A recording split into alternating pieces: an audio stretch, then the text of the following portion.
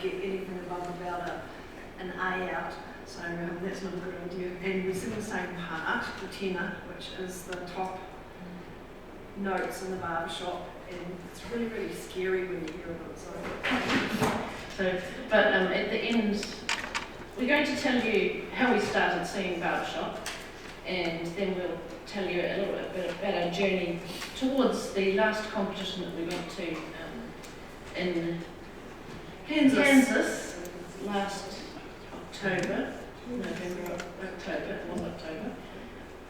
and we can get this right, see the screen over there.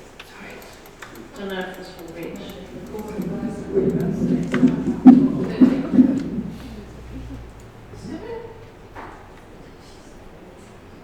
Lovely, thank you.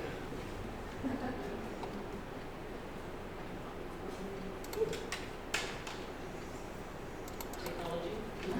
Oh, sorry, I turned it down while you're moving it. Still going. Where was I? And then at the end, if you so desire, we can connect up and show you the performance package, which it's actually 15 minutes long. 32 seconds. And 32 seconds. If you do want to watch that at the end, we can play that for you. Yeah. So There's two of us. In the beginning, so Lynley started.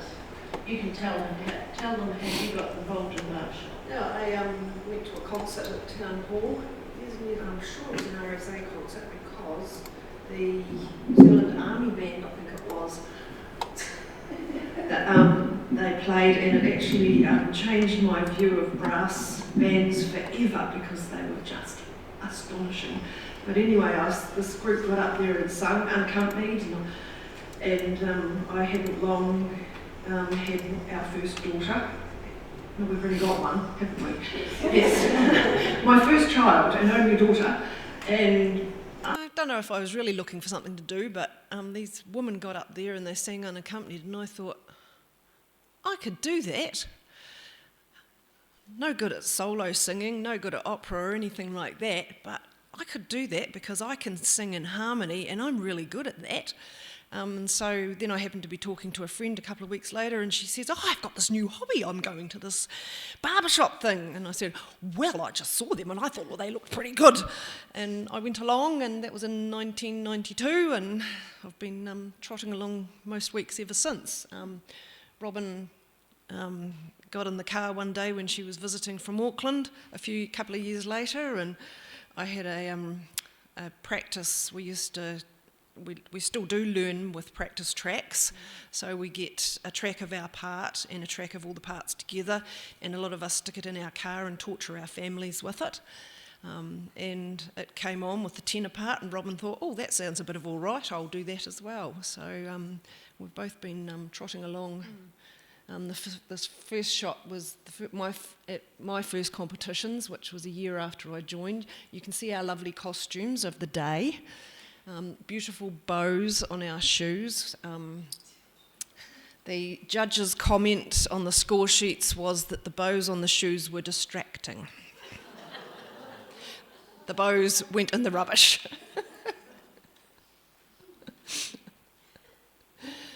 So those are a couple of shots of a little bit later. Back in the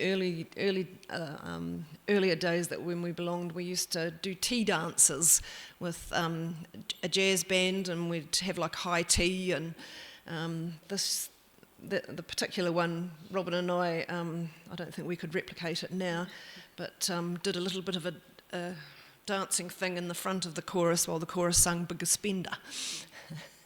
And that was the tenors of the time, the three of us. There's usually not very many tenors in chorus. They're traditionally the smallest section, probably because the high voices carry so well. And so usually there's only 3 or 4 of us, which puts a bit of stress on the chorus, puts stress on the tenors for sing-outs. We turn up for everything. And that, Dunedin, your turn, because you were the director.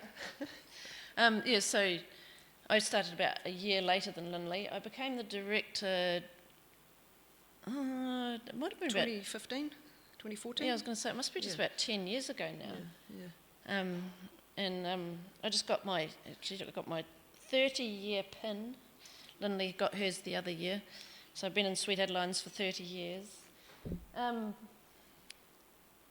this was our last competition, which was held in Dunedin last year, and we won the best small chorus in the country, and we got Most improved. most improved and third Third overall. Yeah, so we're a really good little chorus, and we really pride ourselves in trying to achieve well, and strive to do our best. Just like the Girl Guides. So the journey. Yes, yeah. And 10 years ago. After competitions 10 years ago, and Christchurch, as she'd been doing for years, the director at the end said, we want people from around New Zealand to come join Christchurch on our next trip to the States. And we looked at each other and thought, we think it's time we did that. So we said, we're going to come to Vegas the next time Christchurch goes to Vegas. So we joined Christchurch and then found out how scary it all was. We started about once a month. We go to Christchurch, we have rehearsals Friday afternoon, Friday evening, all day Saturday, all day Sunday, and then we drive home. Coaches, this is us with one of our American coaches that we still have. This is Leah. She's a Texan, and it's all y'all. Lovely to see y'all. One of our fabulous coaches. We've had lots of American coaches. Deke Sharon came, and he was one of the coaches for Pitch Perfect, the movies. He's one of the arrangers and for that movie, and we were lucky enough to have a whole series of weeks with Deke Sharon back a few years ago, teaching us all about a cappella and making all the funny beatbox noises and things like that, which was lots of fun. The other photo on the other side is what we call Singlish. When you sing, you have to pronounce words slightly differently. In barbershop, you have to get the correct note in the correct place with the correct vowel. Everything else, what else has to be correct? Everyone has to be doing it all at exactly the same time to get the ring, what we call the barbershop ring, which is little notes that you can't hear way up high. And that's why it's so hard. And you also have to do it unaccompanied, so you have to keep the pitch. So Singlish helps with that. So this piece of music here says, believe it or not, down the stairs, lose your cares.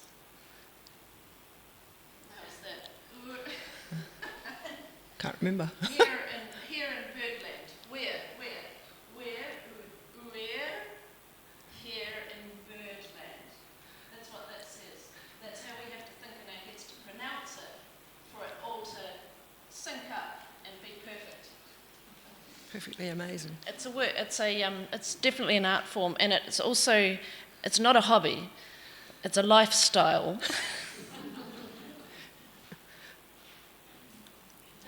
When we go to weekends, or when we're at boot camp prior to competitions, when we go to America, we go 12 to 15 days in advance and spend probably 10 to 12 days beforehand in rehearsing.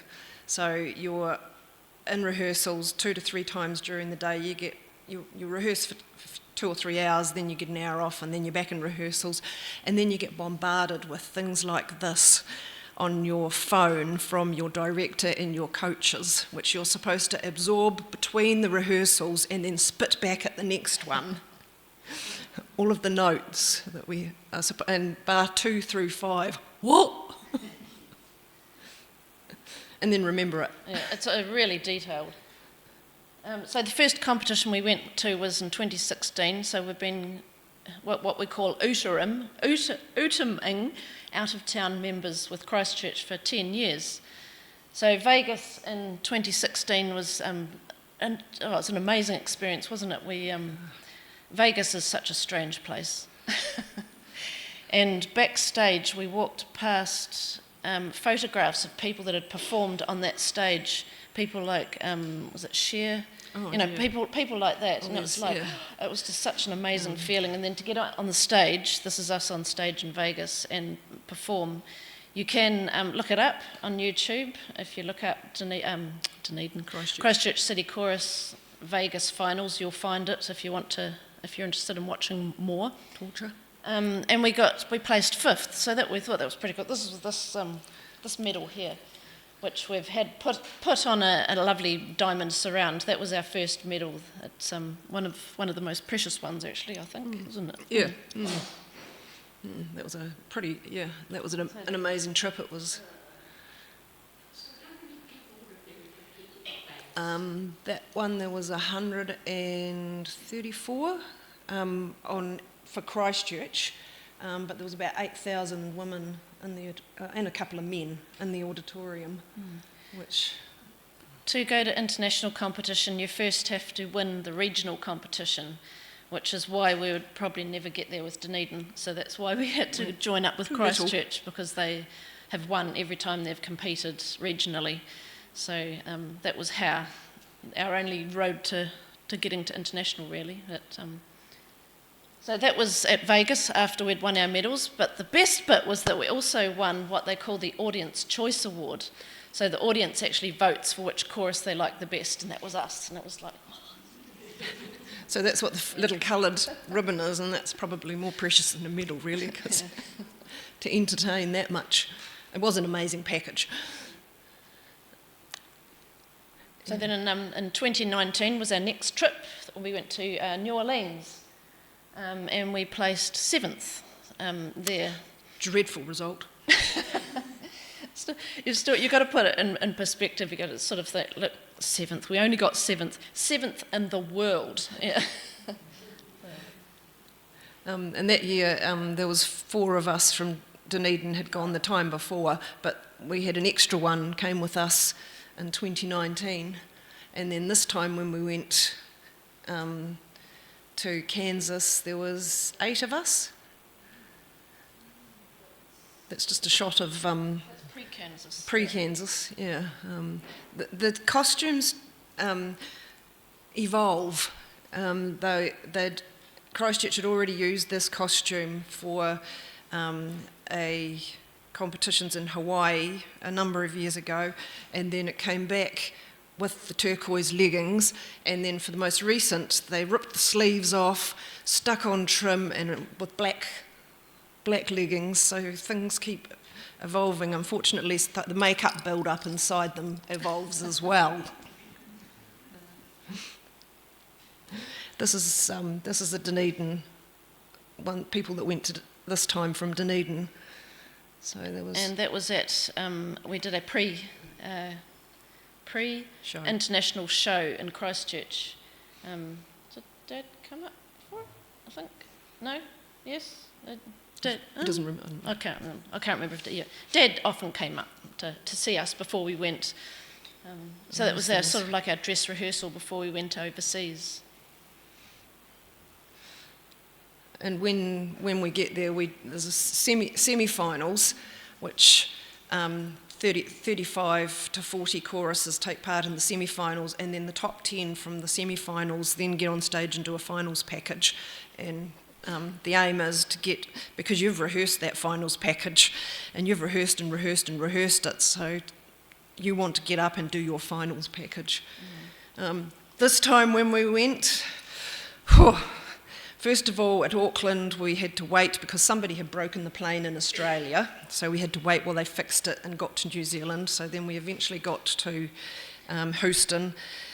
Took forever to get through customs, missed our connecting flight to Kansas, got sent to a Holiday Inn about 10 o'clock at night, managed to finally attract the attention of someone in the restaurant to give us some tea and things by about 11:30. But before we went to tea, we went up to our room, Oh yes. and it hadn't been made up. The previous occupants, their leftover food was there, their leftover drink was there, the towels were still in the bath on the floor, the bed was all in there, just as well we're sisters because there were 2 beds, 2 double beds. So we went back down and said, the room's not made up. She said, oh, I'll see to that. So eventually we got back up there about midnight, and we were going to get a call to go back to the plane at 4 o'clock. Nothing had been done. One bed was made up, one wasn't. There was enough clean towels, so we just climbed into bed. But About 1:30, one of us started vomiting and the other started with diarrhoea, and we continued with this until 4 o'clock when we were supposed to get up to go to the plane. We staggered down with a supply of iced water in plastic bags in case we threw up in the minivan going to the airport. But we knew we just had to get up and go. It was like, it must have We been... weren't staying in Houston, no way, It was something we ate, or... because we were the only 2 that were sick. But it was the most hideous experience of our lives, I think. Yeah, But we the made streets in Houston are very rough. So this is when we'd made it to the airport. We were waiting for the plane to Kansas. So it was dreadful. It was lots of fun. Yeah, and there we are, there, 2 different costumes for 2 different performances. Next picture, most. And that was, yeah. That was the photo that was in the paper, the Dunedin contingency in Kansas. Lots of fun. Kansas City it's about the same age as Dunedin. It's not very old at all, surprisingly. It's quite a young city, built on a river, and riverboats were very much part of its growth. Once they were able to get boats up the river, it started opening up within Kansas itself. Pretty boring little place, nothing much going on there, unless you're really into sports or barbecue. Yeah. But this was the one interesting thing that we... Each row, as a bonding thing, each row of the chorus went out on a social occasion, and we went along to the Steamboat Museum, what was it called? Queen of Arabia was Queen of Arabia. the name of the steamboat. Really interesting about the steamboats. The river was full of slash.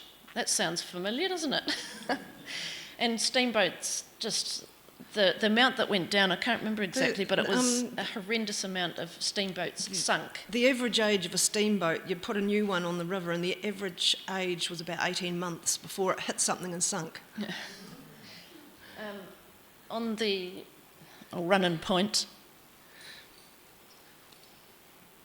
You can explain what that is. It's a person. No, the log behind it. I don't remember. That was the log that actually pierced the hull of the Arabia. And the Mississippi changed courses over the years, and people, 70s they started thinking, oh, there's all this treasure lying at the bottom of the, Mississippi, Missouri. Lying in farmland. The Missouri river. But because the river had changed course, it was of course now in farmland. So they dug holes and looked for these steamboats. And this was one that was dug up, and its cargo was still in pristine condition just about. There was bolts of fabric and shoes and buttons by the miles, and the poor donkey. Oh, yeah. The donkey skeleton still tethered to the to the railing. To the railing, and dug up the skeleton intact, still tethered to the railing with the mud had preserved it so well. Preserves that the what do you call those things that, people that go exploring? Settlers. Because they had all their stuff with them on the boat, and the shops and things, the traders and everything, there was absolute crates and crates and crates of stuff people were trading, and crates of pickles that settlers were taking with them, and these bottles still completely intact, all these pickles inside, and they had actually opened some and tried them, and they were still perfectly good 100 and whatever years later. So it was a real snapshot in time. It was really interesting. Quite fascinating. So that was Kansas. They do have the most awesome railway station, which they have restored. And this is some of us coming out the doors of the railway station. It was beautiful, and at the time that we were there was a Walt Disney, 100 years of Walt Disney, because Walt Disney grew up from when he was about 7 till when he was 15 or something in Kansas. Yeah. And started his career in Kansas.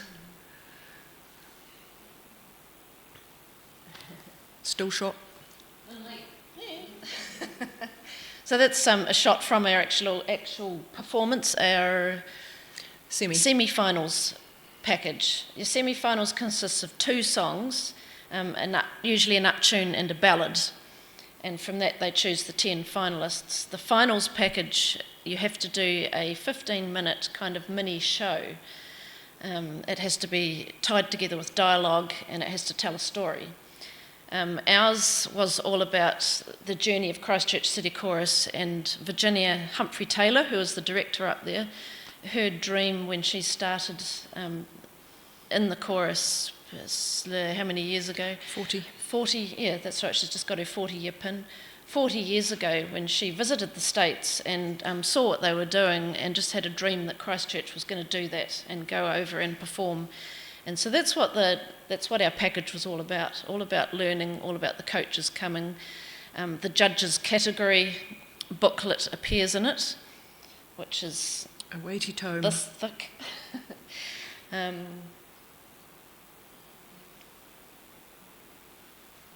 yeah, it's the next slide. That's the end of the finals package. So if we'll see that later. If we've got time. We're nearly finished this lot. So this is the scores from the finals. So there is 4 different categories that we're judged in. There's sound, music, expression and visual communication. So it's very strictly judged. There's real guidelines. The judges watch grading videos before they go out to judge so that they can remember exactly what a C grade chorus, what a B grade chorus is. And then their judging is actually judged afterwards as well to make sure that they were judging correctly. So it's all really, really strict. What else was I going to say? Gone. I don't know. Yeah. Just is.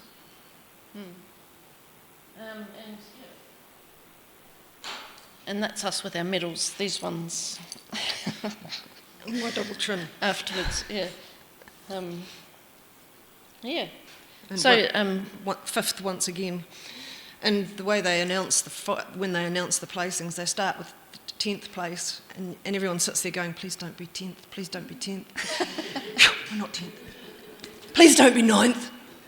And so when you do get your place, it's kind of like, yay, we got 5th. We didn't get 4th.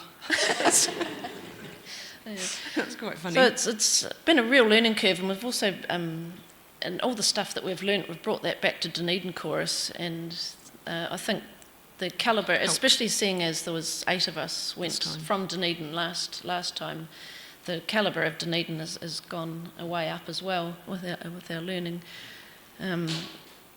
I should admit, the other medal that I've got on is from regionals this year. Yeah, it's only it was only 2 or 3 weeks ago. In May, the regional competitions were in Christchurch. Dunedin didn't compete this year. Neither did Christchurch, but I competed in a quartet and I got 3rd. So that's what that wee medal is. So I was pretty proud of that. Yeah. Yeah. Any questions?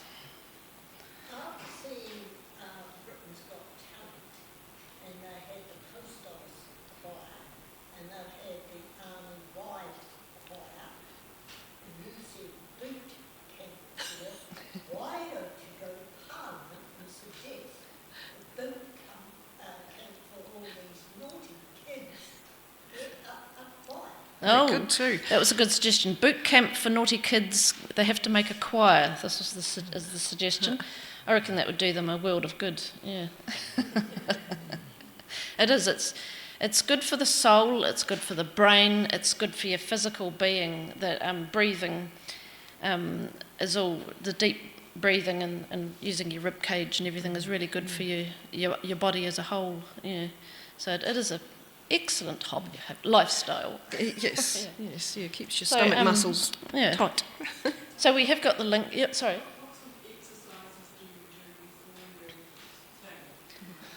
We do a little bit of physical. Yes, yeah, yeah.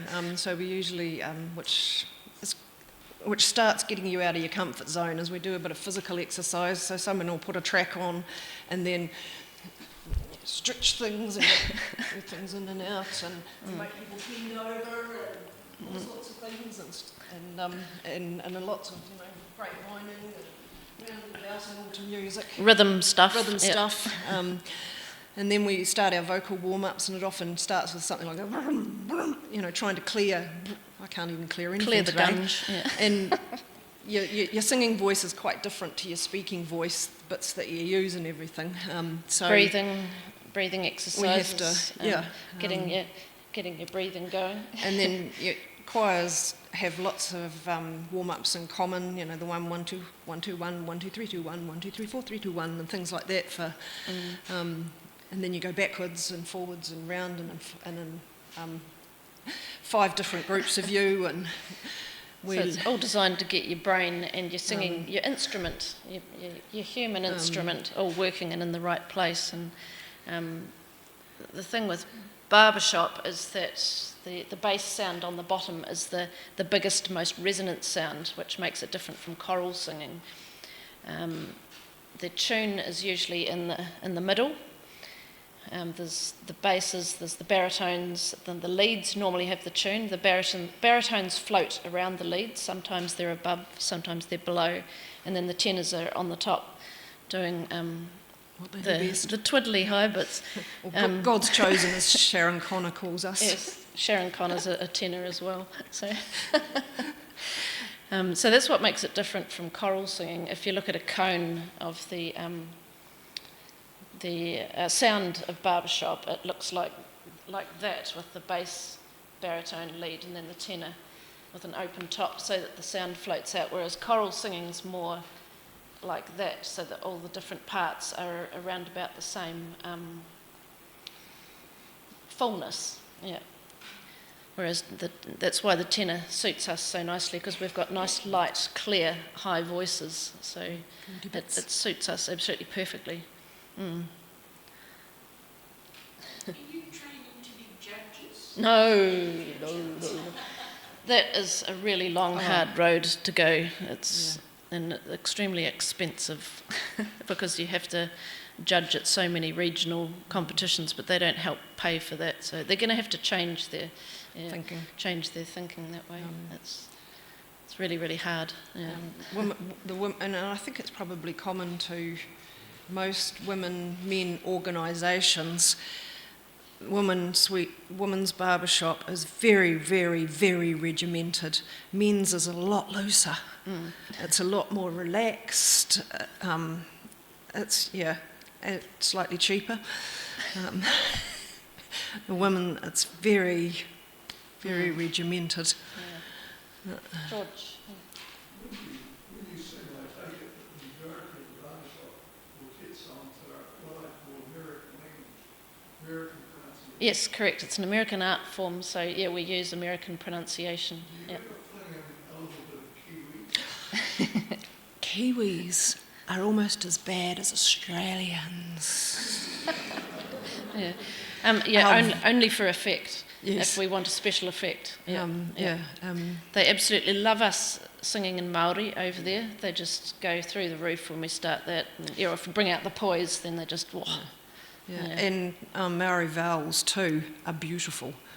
Kiwi vowels are quite excruciating. New Zealand, we come from New Zealand. So it's And I live in Tawa. it's a lot more the Italian vowels and singing in an American accent. But it's interesting how barbershop has evolved even over the 30 years.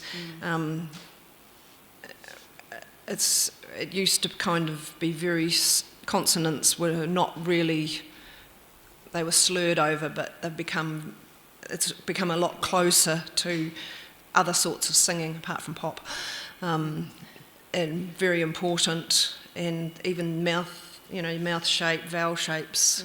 It's all a lot closer to other sorts of singing. That's- Which is the American? It depends on what part of America you're in. Some of those Americans you can't understand. Yeah. International competition, surely they have to choose. Or do they just accept any Americans? No, it does have particular, particular vowels that you use, that you stick to, and you've got to figure out what words in your language, in your accent, suit those vowels, so they are all the same. Yeah. So different Americans have to adjust As well. Yeah. And that the Japanese girls do amazingly. As do the Swedes. The Swedish choruses have, apart from like the Canadians and that, have been number one in the world, and because they're really good at singing in English by listening to how it is wanted, and they have actually even in Swedish they've got quite nice vowels, unlike us. No, our this vowel is terrible, and this, and a lot of our speaking sort of falls down when we talk, and so it's not ideal for singing, or for people understanding you. Yeah. So did you want to watch that? It's 3:00. Or do you want your cup of tea? Or you can put it on and have your cup of tea. Just before we do that, Lynley and Ron, we are so proud of you. What other Methodist fellowship has world champions? International champions. And we thank you not only for your presentation today, but the way you share your skills with the congregation in church as well. I'm probably disappointed that sometimes in church you're not dressed as finely as you As on stage. were. As our alter egos, yeah. And I thought that first picture that you showed, and a tea dance, I wonder if we could have that one day in church. So thank you very much. Yeah. And we have a small gift for you here as a measure of our appreciation. And we hope that you might share it with your father. Who we think must have had a lot to do. I think most of your parents, or both your parents, had a lot to do with the development of these musical skills that have come out. Yes. So thank you for being part of us, and we look forward to having you back here again. You're welcome. So thank you. We might bring some friends next time and actually sing. Yes, and actually sing. Yes. We would love It's that. just trying to organise 4 people in the same place at the same time. Can be. But we'd love to see it on the movie. I've just realised Thank that that's not actually the finish, but No, but that's okay. It's enough. just New York and boring places Just like that. some Chicago. We went to afterwards. We went to Chicago. We flew to Chicago. Then we caught a train to New York, which was really cool. And then we stayed in New York for a while before flying back to Houston. And so I'll flick through the slides because I've got to flick through them to get to the link. So Chicago and New York. Yes.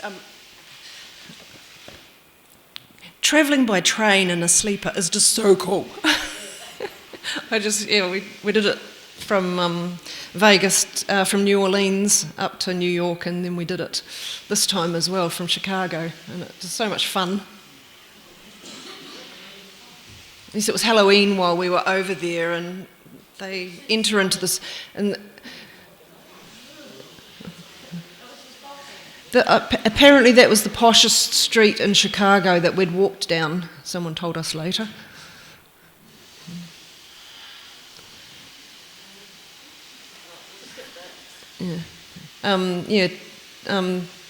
We were lucky enough that they had this on at the New York Botanical Gardens, a light show leading up to Christmas, and we were able to go to it. It was awesome. And Central Park in autumn is beautiful, of course. And I'd always wanted to go to the Met, so there we go, about to walk the red carpet at the Met. And we saw this in real life. So cool. Just the textures and the colours in it was just amazing. And of course it's just on Christmas, so this was Bryant Square, I think it was, which was all set up for Christmas. Had all the Christmas stalls were already out with Christmas decorations ad nauseum.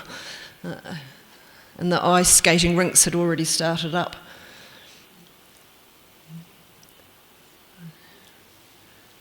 Andrea, we went to Staten Island shopping, and that's where I got these.